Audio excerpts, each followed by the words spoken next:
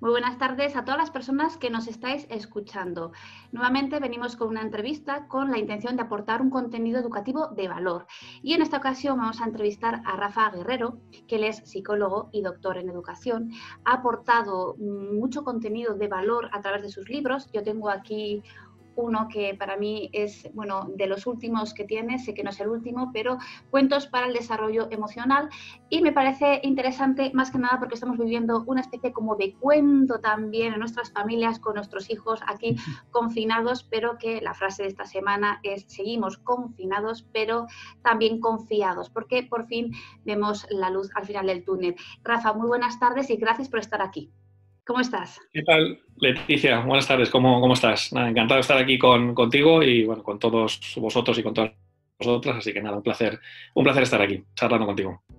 Muy bien, te hemos conocido porque has participado bueno, en nuestro Congreso de Educación Emocional. Ahí nos has hablado de la educación emocional, del apego, del cerebro, y bueno, pues has dejado ahí también inquietudes en muchas de las personas que queremos seguir aprendiendo sobre educación.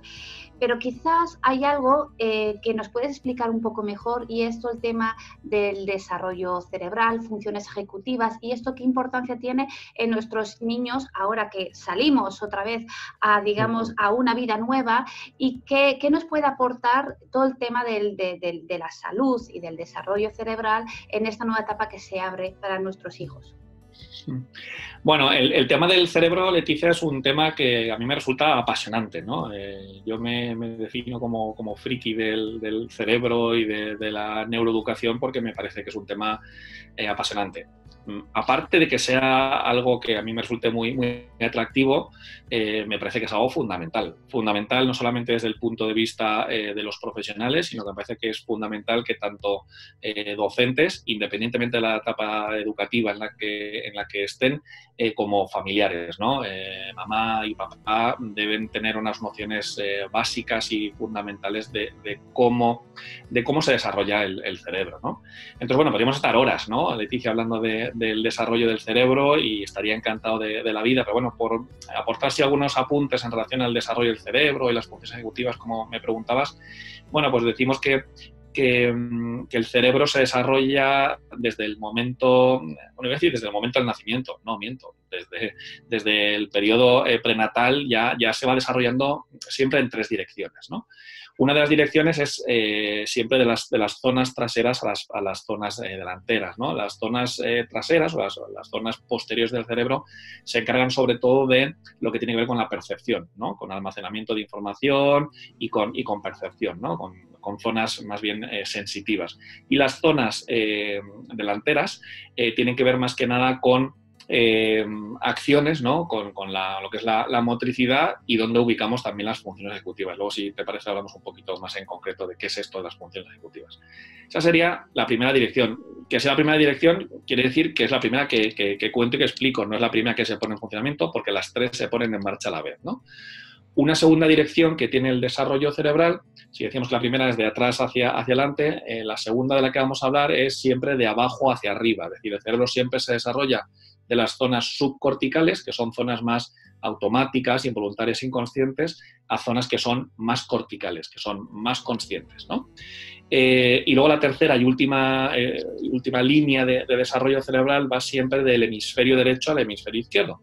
La manera que tiene una mamá, un papá, un cuidador principal de relacionarse o de vincularse con su chiquitín recién nacido, de pocas semanas o de pocos meses, es siempre de hemisferio derecho a hemisferio izquierdo, ¿no? Es decir, lo que se produce primero es un desarrollo de la parte emocional, de la parte vincular, ¿no? Por supuesto que hay lenguaje, ¿no? Pero lo importante no es el lenguaje, más bien es el tono del lenguaje, ¿no?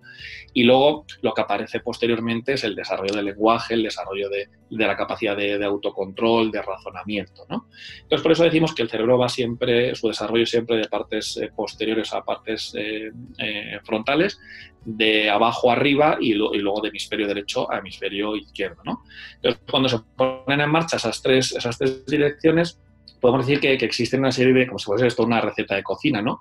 Existen una serie de bueno, de ingredientes que hacen que esas conexiones entre estos tres caminos o direcciones se vayan, digamos, coordinando, se vayan juntando para hacer que el día de mañana el cerebro funcione de una manera global. Porque lo que hoy sabemos, Leticia, lo sabes tú también perfectamente, es que para que el día de mañana nuestros hijos, cuando sean adolescentes, cuando sean adultos, para que funcionen, digamos, de una manera compensada, equilibrada, regulada y autónoma, necesitamos, ¿no?, que el cerebro funcione de una manera global. Es decir, que la zona frontal, que es donde están ubicadas las funciones ejecutivas, se encargue de coordinar el resto del cerebro, ¿no? Entonces, lo que hace que se vayan uniendo o que vayamos avanzando en estas tres líneas son algunos ingredientes como son los buenos tratos, como es el cariño, como es la mirada incondicional, como es legitimar las emociones, como es comprender el funcionamiento y el desarrollo del cerebro, ¿no? El que seamos capaces como padres y como madres de hacer correctas atribuciones de la conducta que llevan a cabo nuestros hijos, ¿no? Entonces, yo creo que el mejor ingrediente para, metafóricamente, meter el cerebro de nuestros niños en un horno para que poquito a poco vaya desarrollándose y se vaya cuajando y vaya conectándose, ¿no?, las distintas zonas cerebrales, es el amor, es el cariño, ¿no? Y bueno, si quieres más adelante hablamos un poquito más de funciones ejecutivas, ¿no? Pero bueno, eso sería un poco las líneas generales del desarrollo cerebral. Me parece muy interesante lo que nombras, porque quizás no somos muy conscientes de la repercusión que tenemos en las relaciones, en cómo nos relacionamos, en cómo nos comunicamos, la repercusión que tenemos en el cerebro. Entonces, sí somos conscientes de que a un niño hay que vestirlo, hay que alimentarlo, hay que darle educación, y ahí pues nadie te va a decir lo contrario, ¿no? Pero igual no somos tan conscientes de la responsabilidad que tenemos para que ese cerebro se desarrolle saludablemente, ¿no? Y que los buenos tratos le permitan tener una vida adulta emocionalmente competente. Aquí todavía nos falta, ¿no?, como sociedad, tomar conciencia. Sí, yo creo que hemos avanzado bastante, Leticia, pero bueno, tenemos que seguir avanzando en esto, ¿no? Yo siempre pongo el ejemplo de que a ningún padre, a ninguna madre le cuesta ningún tipo de esfuerzo el comprender, entender que su hijo tiene hambre, que su hijo está cansado, que su hijo tiene sueño o que su hijo necesita abrigarse cuando tiene frío, ¿no? Y no solamente es que lo comprendamos, sino que encima somos capaces de cubrir esa necesidad, ¿no? En este caso hablamos de necesidades de contenido fisiológico, ¿no? Pero cuando toca hablar de necesidades de contenido emocional, ahí nos cuesta mucho más, ¿no? Venimos de un modelo que ha sido muy autoritario, de un modelo que ha sido muy dictatorial, y nos cuesta mucho reconocer la emoción y nos cuesta mucho cubrir la emoción. Aún seguimos escuchando eso de no cojas a tu hijo en brazos, que se va a acostumbrar, o no le des todo lo que necesita porque lo vas a hacer dependiente, ¿no? Y siempre digo que aquí la relación causal es la contraria, ¿no? Es al revés. No es que se vaya a acostumbrar y lo vayamos a hacer dependiente por cubrir sus necesidades, sino que para que lleguemos a un proceso donde él sea autónomo y sea capaz de autogestionarse y regularse y por tanto hoy en día es una persona dependiente, tenemos que cubrir esas necesidades. Entonces nos cuesta mucho. Pero bueno, poquito a poco nos vamos dando cuenta, ¿no? Es verdad que el modelo social que tenemos, que es un modelo muy, muy evitativo, muy conductista, muy de resultado, ¿no? Esto se ve muy bien en los colegios, ¿no?, en el ámbito académico, donde parece que lo único importante son ese boletín de notas, ¿no?, los resultados, sino los procesos. Entonces, bueno, nos cuesta, pero bueno, poquito a poco vamos sensibilizando y los padres poquito a poco van entendiendo que tan importante es dar de comer a nuestros hijos, darle un techo, que descanse las horas necesarias, como que cada vez que estén desregulados emocionalmente, pues se les cubra ese miedo o esa situación de rabia que pueden estar experimentando, y que tan importante es poner límites, ¿no?, que yo creo que de esto sí que somos todos muy conscientes, como que nuestros hijos sean vistos y que fomentemos su autonomía. Es decir, hay tantas necesidades de contenido emocional que debemos cubrir que bueno, pues aún nos queda un largo camino por seguir sensibilizando y concienciando, ¿no?, en relación a todo esto. No sé qué te parece, Rafa, pero en estos días hemos oído, ¿no?, que los niños y las niñas en general se han portado muy bien porque han respondido muy bien al confinamiento, como si fuera un buen comportamiento el que han tenido y el que los adultos reconocemos como bueno y que tiene que ser como premiado o reconocido. Y sin embargo, más que portarse bien, lo que han hecho es adaptarse muy bien. Quizás ahí nos han dado una gran lección a los adultos. Claro, les vemos a ellos que se han ido adaptando en general, digamos, bastante bien, aunque ha habido retrocesos, habrá habido también ciertas conductas que antes no tenían y ahora tienen, pero bueno, todo eso dentro de la adaptación. Y los adultos nos hemos visto ahí como diciendo, menuda lección nos han dado, ¿no? De adaptación, pero no de buen comportamiento, ¿no? O sea que el adulto sigue viendo la conducta como buena, como mala, ¿no? En dos extremos, ¿verdad? Claro. Sí, a mí la verdad que, Leticia, esto del te has portado bien, o espero que te portes bien, o qué bien te portas, o qué mal te portas, yo creo que es un verbo, es una palabra que deberíamos erradicar completamente de nuestros diccionarios, ¿no? El pórtate bien, el compórtate bien, creo que deberíamos erradicarlo. Y bueno, si seguimos utilizando este concepto, ¿no? De cuando un niño se comporta mal, ¿no? Lo que coloquialmente entendemos por qué mal se porta, qué mal se comporta, no me esperaba esto de ti. Una vez más, como decíamos al principio, ¿no? Debemos entender que debemos hacer buenas atribuciones a todo esto, ¿no? No es que el niño tenga ganas de tomarte el pelo, no es que el niño esté aburrido y diga, bueno, pues me voy a reírme un rato de mi padre o de mi madre. No, es que el niño no lo controla. Entonces, al final, las conductas malas, ¿no? Que tenemos que decir en el vocabulario así más coloquial, son al final un SOS, ¿no?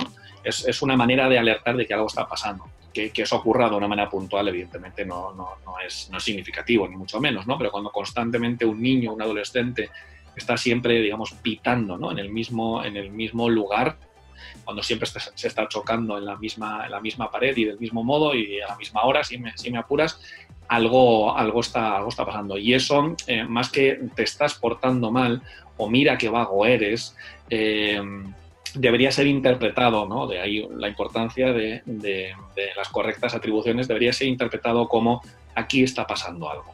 Y yo como padre, yo como madre, yo como profesor, es posible que me esté perdiendo algo. Por tanto, vamos a tratar de ser empáticos, de ser sensibles con ellos, de entenderles. Y, ojo, otra cosa bien diferente es que la conducta pueda ser premiada me refiero a reforzada o no, ¿no?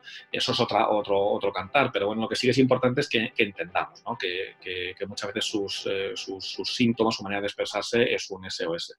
Y desde luego, como lo que tú decías, los niños nos dan mil vueltas en cuanto a adaptación, tienen una capacidad de resiliencia y de adaptarse a las situaciones cambiantes y extremas como la que estamos viviendo ahora mismo, bestial, y nos dan grandes lecciones, sin lugar a dudas, ¿no? Entonces aprendamos de ellos, ¿no? De su capacidad de adaptarse a cualquier tipo de cambio.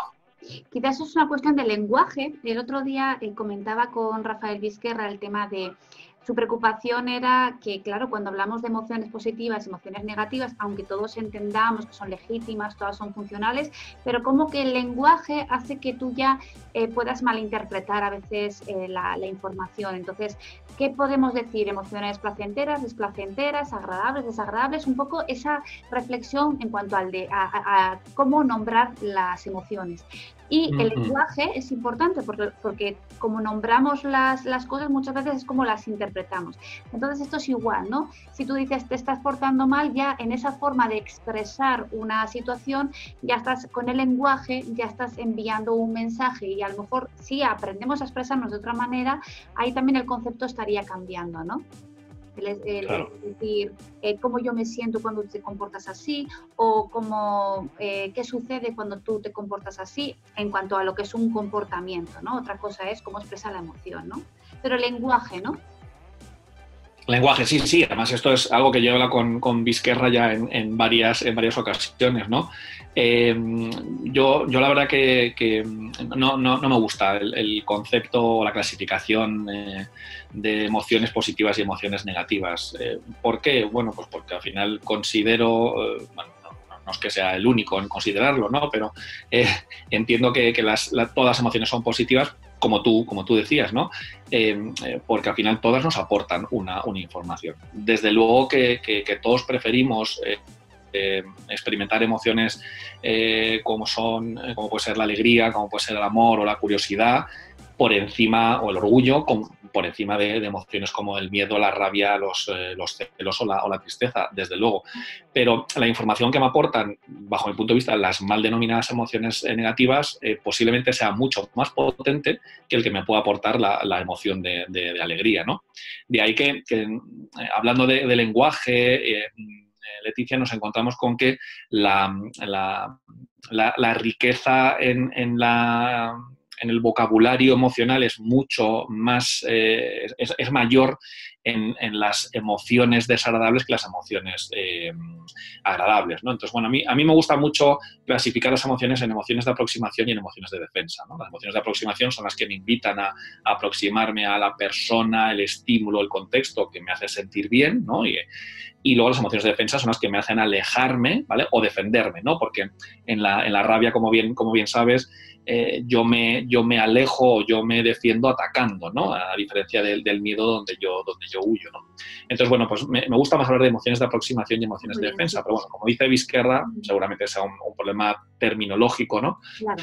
Lo importante es que entendamos que todas las emociones son muy importantes porque el cerebro está orientado a la supervivencia y no está orientado a la felicidad, ¿no? Entonces, bueno, pues hay que tener en cuenta todas y a mí me parece que es fundamental que mamá y papá entendamos que es imprescindible que nuestros hijos pasen miedo, que nuestros hijos sientan rabia, que nuestros hijos sientan celos y que sientan emociones que lo van a pasar mal, que son desagradables, pero que tienen que aprender a gestionar, ¿no? El mejor lugar para aprender a gestionar estas emociones es casa, ¿no? Es estar con mamá y con papá. Y como me gusta decir habitualmente, los niños deben aprender a sufrir moderadamente, ¿no? Es decir, a vivir en primera persona estas emociones desagradables con mamá y con papá. Ese es el mejor lugar, ¿no? No esperemos a que cumplan los 18, los 20, los 20 y pico años, se independicen y digan, bueno, ¿y esto qué es? Que nunca me lo han enseñado y qué se hace en estas circunstancias, ¿no? Entonces, bueno, de vez en cuando hay que provocar hasta incluso este tipo de situaciones y hacer esa especie de teatrillos, ¿no? Con dosis adecuadas, ¿no? Con dosis mínimas para ver un poco cómo reaccionan y qué recursos les podemos aportar, ¿no? Pero la vida también nos va a dar situaciones en las cuales nos lo va a poner ahí, ¿no? Pero en otras ocasiones también está muy bien, Leticia, el provocar de una manera mínima, ¿no? Como ese antídoto, ¿no? Para que el día de mañana mis hijos sean capaces de gestionarse emocionalmente de una manera sana. Sí, o quizás cuando llegan los conflictos no interpretar que algo malo está pasando porque antes se portaba bien y ahora se está portando mal. Quizás ahora empieza a expresar emociones que antes tenía reprimidas. Claro. Quizás a mí me parece interesante que nos expliques qué pasa a veces en el cerebro cuando un niño entra en un proceso de rabieta y como llamamos también berrinche. A veces no todo el mundo sabe que esa conducta externa tan desagradable para el adulto es tan necesaria para el niño, pero que además está vinculado con algo que está pasando en su cerebro, ¿no? Eso quizás me parece interesante que puedas explicar. Claro, es que al final lo que ocurre con las rabietas son fantásticas, son estupendas y son divinas, ¿no? Desde el punto de vista del niño, ¿no? Ya explicamos un poquito lo que pasa a nivel cerebral. El problema no es del menor, el problema no se está produciendo nada raro y nada normal en un niño cuando está viviendo una situación de rabieta. Todo lo contrario, es algo evolutivo, ¿no? Todos los niños pasan por una fase donde tienen grandes explosiones de rabia antes o después en un momento evolutivo y con mayor intensidad o con menor intensidad, ¿no? El problema es adulto. El problema es del adulto que me incomoda, ¿no? Que no se está portando bien, como tú dices, que me está montando un espectáculo, que qué van a pensar de mí ahora en el parque, ahora en el centro comercial, cuando vean que el niño está tirado al suelo. Es un prejuicio, ¿no? Es una idea adulta, ¿no? El problema es adulto, sin lugar a dudas, ¿no? Lo que ocurre a nivel cerebral, y que es fantástico que eso ocurra, es que el niño en el momento en el que tiene una rabieta, se están activando zonas inferiores. Lo que antes en ese desarrollo del cerebro denominábamos el subcórtex, ¿no? Lo que es el cerebro caliente. Un cerebro reactivo, pues cuando un niño está experimentando la rabia, se está activando su sistema límbico, su cerebro emocional, y entonces, bueno, pues se dispara muchas cosas, ¿no? Pero principalmente se dispara adrenalina y también se dispara el cortisol. Entonces, la adrenalina me invita a la acción, de ahí viene el berrinche, la pataleta y esa descarga emocional bestial, y luego el cortisol, que se ubica en corteza prefrontal, y es lo que me impide pensar, ¿no?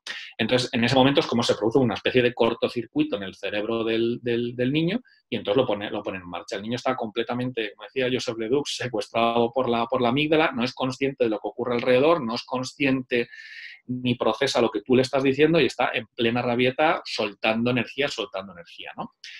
Entonces, ¿qué debemos hacer para controlar este tipo de rabietas? Digo, porque habría otras que son mucho más maquinadas, ¿no? Mucho más conscientes, donde yo pongo en marcha algo medianamente planificado para conseguir algo, ¿no? Pero es una rabieta para algo. Y ahí hablamos de otra edad. Claro. Ahí hablamos de otra edad porque ya el niño tiene suficiente desarrollo en su corteza frontal como para pensar que si yo al abuelo ahora, cuando lleguemos a la pastelería, le monto aquí el numerito, seguro que por no verme sufrir, y entonces, bueno, el niño es más o menos consciente de esto y pone en marcha un teatrillo, ¿no?, para conseguir a cambio algo. Es una rabieta para, ¿no? Entonces son las que se denominan rabietas de cerebro superior.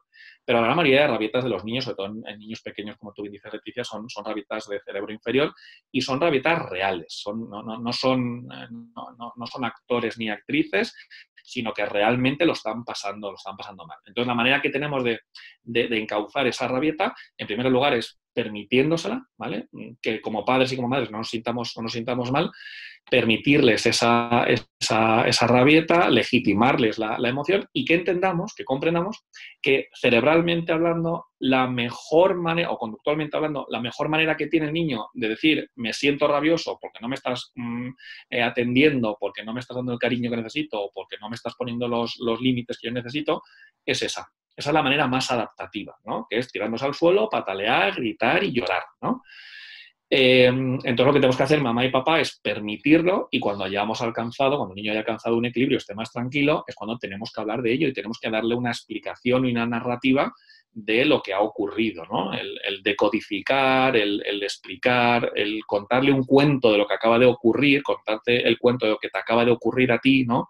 Qué pasaba en tu cuerpo, a nivel físico, qué emoción has sentido, qué es lo que has pensado y qué es lo que has llevado a cabo, ¿no? Es el modelo que yo llamo SEPA, ¿no? Que tiene que ver con la S de sensaciones, la E de emociones, P de pensamientos y A de acciones, el modelo SEPA. Bueno, pues eso es lo que yo le tengo que explicar al niño, pero claro, una vez que hayamos alcanzado el equilibrio, porque en plena rabieta no se puede hablar con ellos, ¿no? Y esa es la manera, una vez más, de ir conectando las distintas estructuras cerebrales. El modelo SEPA lo que viene a hacer es conectar los 4 cerebros, el cerebro de supervivencia, el cerebro emocional, el cerebro cognitivo y el cerebro ejecutivo. Y esas... el alimento del que hablábamos antes, ¿no? El ingrediente, mejor dicho, del que hablábamos antes, el ir creando poquito a poco, venga dándole vueltas y a fuego lento, tranquilo, para que el día de mañana el niño tenga, cuando esté en su trabajo y su jefe le diga que no le concede el permiso para irse de puente a no sé dónde, que no se tira al suelo y entre en rabieta como entraba cuando tenía 3 años, ¿no? Sí. Ese es el objetivo, pero es que educar es invertir en futuro, ¿no? Y a veces buscamos, Leticia, como tú bien sabes, recetas mágicas de película, ¿no? de Disney, ¿no? Que me solucionen a mi padre, sí, a mi madre el conflicto, ¿no? Y que el niño no se porte mal. No, el niño no se porta mal, los niños no se portan mal. Ningún niño se porta mal, ningún niño es vago. A pesar de que la gran mayoría de los padres dicen que sus hijos son vagos. Estas etiquetas no existen. Sí. Los niños ni son vagos, ni son malos, ni son tontos. Ninguno. Sí. Ninguno. No son, hacen. O sea, no son... si en el momento dado que no quiera estudiar no lo convierte en alguien vago. Rafa, antes de que nos hables del cerebro ejecutivo, de las funciones ejecutivas, nos bien dicho, al hilo de lo que comentabas de cuando el niño entra en un proceso de rabieta y se tira al suelo, yo alguna vez en alguna charla he puesto un vídeo de un anuncio que hubo hace mucho tiempo, donde el padre se tiraba al suelo en un supermercado porque el hijo tenía una rabieta y entonces se tiraba al suelo. Y un poco la reflexión que yo planteo es que muchas veces cuando utilizamos en clave de humor una situación, hacemos un anuncio que lo están viendo millones de personas a través de la televisión y estamos enviando justamente el mensaje contrario que necesitan recibir los padres, es que es un verdadero horror, porque todos los padres dicen, ah, vale, veo el anuncio porque, claro, me viene fácil y me tiro al suelo cuando mi hijo tiene una rabieta y entonces ni legitimo, ni válido, ni acompaño, ni escucho. O sea, en la fuerza que tiene un anuncio de televisión. Sí, sí, sí, sí, sí. La fuerza que tiene la televisión, la fuerza que tienen los modelos, la fuerza que tiene la capacidad de que nuestros niños nos admiren, ¿no? Y entonces, bueno, en función de si el modelo es más positivo o no es tan positivo, bueno, pues obtendremos un proceso más educativo o menos educativo, sin lugar a dudas, ¿no? Y igual, quizás por último, que nos puedas explicar las funciones ejecutivas también hablando un poco de la adolescencia, ¿no? Un poco para cierre de esta entrevista tan interesante, que al final nos aportas tips, ideas, reflexiones y luego ya quien quiera pues ya te puede leer, puede buscar más información, ¿no? Pero aunque sea algunas ideas sobre la adolescencia y las funciones ejecutivas. Bueno, la etapa adolescente es una etapa también apasionante, ¿no? Es una etapa apasionante donde a mí me gusta decir que la adolescencia es siempre la segunda oportunidad, ¿no? Porque eso es la sorpresa que nos tiene preparada el cerebro, ¿no? El desarrollo del cerebro. Aquellos padres que por los motivos X, ¿no? Y ya sabes, Leticia, que a mí no me gusta nada hablar de culpa, sino que me gusta decir que mamá y papá son responsables, ¿no? Con sus recursos y sus mimbres, ¿no? Pero el concepto de culpa... Suficientemente buenos. Eso es. Sí, este concepto que ya hemos escuchado muchas veces, que es de, ojalá y fuera mío, ¿no? Pero es de Donald Winnicott, de padres suficientemente buenos, ¿no? Entonces, bueno, cada uno con sus mimbres hace lo que buenamente puede. Entonces, la sorpresa que nos tiene preparada el cerebro para la etapa adolescente es que es una segunda oportunidad. Entonces, aquellos papás que por los motivos X, da igual los que sean, nos da exactamente lo mismo, no han podido establecer una buena comunicación, un buen vínculo, buen contexto, un contexto suficientemente bueno, suficientemente protector que no sobreprotector, ¿no? Donde se le ha fomentado al niño la autonomía, donde el niño ha sido visto, etcétera, etcétera, ¿no? Que es cubrir las necesidades básicas de contenido emocional de nuestros hijos.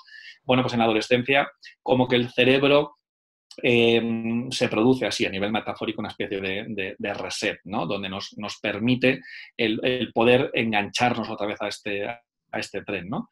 Y bueno, se produce una gran proliferación de neuronas, de ahí viene el concepto de la segunda oportunidad, ¿no? De que podamos volver otra vez a cablear, ¿no? El cerebro del adolescente. Y los estudios demuestran, Leticia, que pasada la adolescencia el cerebro ha cambiado. El cerebro ha cambiado porque se ha desarrollado una gran cantidad de mielina, ¿vale? Y la mielina es como el aislante cerebral, ¿no? Es una sustancia blanca que recubre el axón de las neuronas y entonces hace que la comunicación entre las neuronas, que las sinapsis puedan ser más eficaces y se pueda de una manera mucho más rápida, hace que las distintas partes del cerebro estén más conectadas y luego a nivel ejecutivo el chaval post-adolescente ya funciona mucho mejor, ¿no? Por eso, cuando acaba la etapa adolescente, nos encontramos con que a nivel de funciones ejecutivas, es decir, a nivel de concentración, de planificación, de control de impulsos, van mucho mejor, ¿no? Porque es que en la etapa adolescente se produce una falta de sincronía entre lo que es el desarrollo del cerebro emocional, el sistema límbico, las amígdalas, y por otro lado la corteza prefrontal. Eso hace que sean mucho más impulsivos y mucho más emocionales nuestros adolescentes que pensantes. Entonces a veces le decimos, o nos quejamos, ¿no? Es que mi hijo es que no piensa antes de hacer las cosas. Claro, eso tiene su fundamentación cerebral, ¿no? Es que es así realmente, ¿no? Por eso nuestros adolescentes llevan a cabo conductas y dicen cosas de las cuales luego se arrepienten, porque su cerebro emocional, su cerebro impulsivo, su cerebro inferior va mucho más deprisa, va mucho más acelerado, necesitan mucha más dopamina y adrenalina de lo que va su cerebro pensante. Entonces se dan cuenta de que han metido la pata a posteriori. Y una vez que pasa la adolescencia nos damos cuenta que esas dos grandes estructuras, cerebro emocional y cerebro ejecutivo, ya tienen mayor conexión, ¿no? Entonces, bueno, pues por eso siempre digo que es la segunda oportunidad, ¿no? El cerebro adolescente y la etapa adolescente que trabajar con ellos, la verdad que es un verdadero placer, ¿no? Quizás mientras te escuchan algunos padres pueden preguntarse, o yo al menos me lo pregunto, ¿no? Claro, si esto es lo que yo tengo que hacer como madre con mis hijos, pero quizás en mi infancia o en mi adolescencia no se ha tenido esto en cuenta conmigo, quizás eso tenga algo que ver con lo impulsiva que yo soy, con lo reactiva que yo soy. Entonces, claro, a veces les estamos pidiendo a los padres que sean suficientemente buenos cuando han carecido de esas respuestas empáticas, de sus figuras de referencia. Y claro, es como pedir algo a alguien que no tiene. Entonces el esfuerzo Claro, es mayor, claro. ¿verdad? Claro. Sí, y además puede llegar a ser muy, muy frustrante, ¿no? Porque, claro, Claro. ¿cómo voy a ser yo suficientemente bueno con mi hijo si conmigo no han sido suficientemente buenos, ¿no? Y bueno, tú ya me conoces, Leticia, y aquí siempre pongo el mismo ejemplo. ¿Cómo te voy a hablar yo a ti, hijo mío, hija mía, en inglés si a mí no me han... o sea, si yo no domino el inglés, porque a su vez no me lo han enseñado a mí, ¿no? No han desarrollado a mí el inglés. Pues exactamente lo mismo. Entonces, claro, eso genera también mucha culpa, mucha rabia, mucha frustración, genera una sensación de no ser la madre ideal para mis hijos o el padre ideal y lo estoy haciendo fatal. Y ni existen padres perfectos y ni tampoco existen padres que lo están haciendo tan mal como ellos se estén pensando, ¿no? Entonces, bueno, pues es cierto, ¿no? Es cierto que el primer paso por el que tenemos que pasar, que esto es el trabajo tan magnífico que haces tú, es el trabajo de sensibilizar para que podamos formar, ¿no? Para que podamos entender cómo funciona el cerebro, qué es la etapa adolescente, qué son las rabietas, qué es el apego y cómo desarrollar un apego seguro. Pero claro, para eso tengo que estar sensibilizado, porque si yo llego aquí y digo, bueno, a ver qué me va a contar cómo me va a contar esta, que a mí no me hace falta nada, pues mal vamos, ¿no? Entonces es muy importante que estemos sensibilizados y que entendamos que nadie nos ha enseñado ni a ser padres ni a ser madres y que nos toca ahora, a la vez que vamos criando, ir leyendo libros, ir viendo conferencias, ir estando un poco en online, ¿no? A la vez que voy leyendo cosas, las voy aplicando y a la vez que me van surgiendo cosas, voy buscando información por aquí y por allá, ¿no? Este es el trabajo de padres y de madres, ¿no?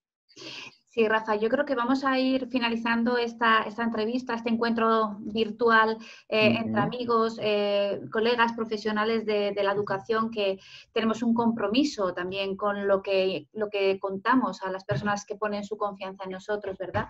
Pero bueno, nuestra idea es contribuir a una mejor sociedad donde la educación emocional tenga su lugar, porque si algo nos hemos dado cuenta en esta pandemia mundial es que quien contaba con reservas emocionales, con recursos emocionales, ha sabido adaptarse mejor a esta situación, y quien se ha visto con dificultad o con déficit, pues igual no ha sabido combatir tan bien la ansiedad o quizás la depresión le ha visitado antes. Bueno, pues quizás eso es una reflexión que nos llevamos para lo que venga, ¿no? Es decir, la educación emocional tiene que tener lugar, si no en la escuela, porque eso igual no depende de nosotros, sí en mi familia.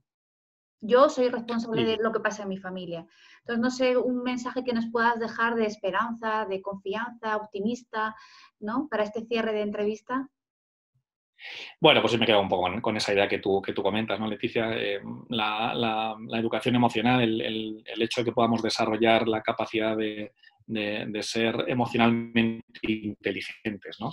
Es fundamental. Lo estamos viviendo ahora mismo con esta gran pandemia que desgraciadamente estamos viviendo, pero lo vemos en cualquier situación. Es decir, que cuando una familia está viviendo en Las Palmas, Gran Canaria, y se va a vivir a Madrid, pues también se tienen que adaptar todos, ¿no? Todos los miembros de la familia.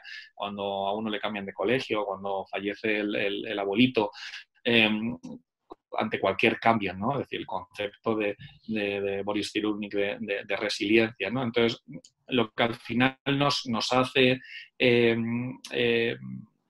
bueno, que seamos más adaptables a las situaciones cambiantes que tiene la vida, ahí podemos hablar de varios conceptos, ¿no? Uno es el de resiliencia, otro es la capacidad de que tengamos un apego seguro, de que tengamos también una buena red social donde tengamos nuestros apoyos, y bueno, el hecho de que tengamos estrategias de regulación emocional, pues también es otro de los factores que nos va a ayudar a que nos podamos adaptar de una manera suficientemente buena, ¿no? al cambio, al contexto nuevo que tengamos, ¿no?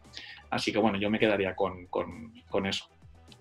Muy bien, pues Rafa Guerrero, psicólogo, doctor en educación, autor de varios libros, pero el que yo tengo hoy aquí conmigo es el de Cuentos para el desarrollo emocional, porque me parece que es como un libro fabuloso para estos momentos que estamos viviendo, donde podemos ir compartiendo cuentos con nuestros hijos, esos momentos de vinculación tan importantes. Pero hoy hemos hablado de educación emocional, la importancia del apego, cómo funciona el cerebro, las funciones ejecutivas, la adolescencia, las competencias parentales. En pocos minutos hemos abordado muchos temas de forma muy general, porque lo que queremos es invitaros a que reflexionéis y busquéis y que leamos. Hoy en día somos afortunados, tenemos la tecnología a nuestro alcance, tenemos YouTube, tenemos un montón de información. Hay que seleccionar, lógicamente, y hay que buscar qué es lo que mejor nos sirve en cada momento. Pero bueno, yo os recomiendo a Rafa Guerrero, creo que es una persona también de referencia, que podéis seguir pues su contenido, sus vídeos, su literatura, que tiene mucho escrito, y hay que también saber a quién leer, porque bueno, hay tanto que hay escrito y luego todo no está fundamentado. Lo hemos visto en la pandemia, sale una noticia y a la media hora la desmienten, ¿no? Entonces ya no sabes a quién creer, por eso hay que ir a fuentes fiables, como nos decían, ir a fuentes fiables. Bueno, pues yo os digo lo mismo, vayan a una fuente fiable, ¿no? Y él sería una fuente fiable. Así que gracias, Rafa, por este tiempo que nos has regalado. Me ha encantado hablar contigo una vez más y nada, un placer. Un placer. Sí, esto podría haber sido una conversación telefónica y sin embargo la tecnología nos ha permitido compartirlo con aquellas personas que quieran escucharnos y compartir ese tiempo con nosotros en diferido. Bueno, pues gracias Rafa, nos despedimos y hasta la próxima. Gracias.